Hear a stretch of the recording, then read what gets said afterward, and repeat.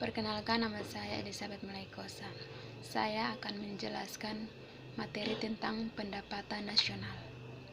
Pendapatan nasional adalah jumlah nilai barang atau jasa yang dihasilkan oleh satu negara dalam jangka 1 tahun. Beberapa konsep pendapatan nasional adalah sebagai berikut. A. Produk domestik bruto atau PDB atau Gross Domestic Product atau GDP. PNB adalah seluruh nilai uang dan barang atau jasa yang dihasilkan oleh faktor-faktor produksi milik warga suatu negara tersebut dihitung dalam jangka waktu 1 tahun. B. Produk nasional bruto atau PNB atau Gross National Product atau GNP. PNB adalah seluruh nilai barang dan jasa yang dihasilkan masyarakat suatu negara dalam waktu 1 tahun, termasuk barang dan jasa yang dihasilkan warga negara tersebut di luar negeri. Jika PNB lebih besar daripada PDB, maka pendapatan neto faktor produksi ke dalam negeri dan selisihnya merupakan pendapatan neto faktor produksi ke dalam negeri atau net factor income. Umumnya PDB lebih besar daripada PNB. C. Produk nasional neto atau Net National Product atau NNP. NNP adalah jumlah barang dan jasa yang dihasilkan oleh suatu negara selama 1 tahun.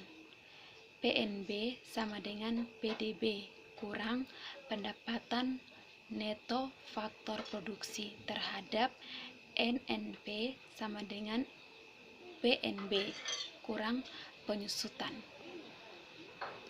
D. Pendapatan nasional neto atau Net Nasional atau NNI. NNI adalah pendapatan faktor-faktor selama 1 tahun. NNI sama dengan NNP kurang pajak tak langsung. E. Pendapatan perseorangan atau personal income atau PI. PI adalah jumlah penerimaan yang diterima oleh setiap orang dalam masyarakat. PI sama dengan NNI tambah transfer payment kurang laba yang ditahan tambah pajak perseorangan tambah iuran jaminan. F. Pendapatan disposable atau disposable income atau DI. DI adalah pendapatan yang salah satu setiap untuk dibelanjakan, digunakan untuk konsumsi dan tabungan. G. Metode perhitungan pendapatan nasional. DI sama dengan PI kurang pajak langsung atau pajak penghasilan. 1. Metode pendapatan yaitu menghitung pendapatan nasional dengan cara menjumlahkan pendapatan yang diterima oleh pemilik faktor produksi dalam suatu masyarakat selama 1 tahun. Yang pertama, rent atau R untuk faktor produksi alam. Yang kedua, upah atau wages atau W untuk faktor produksi tenaga kerja. Yang ketiga, bunga modal atau investasi yang diterima pemilik modal.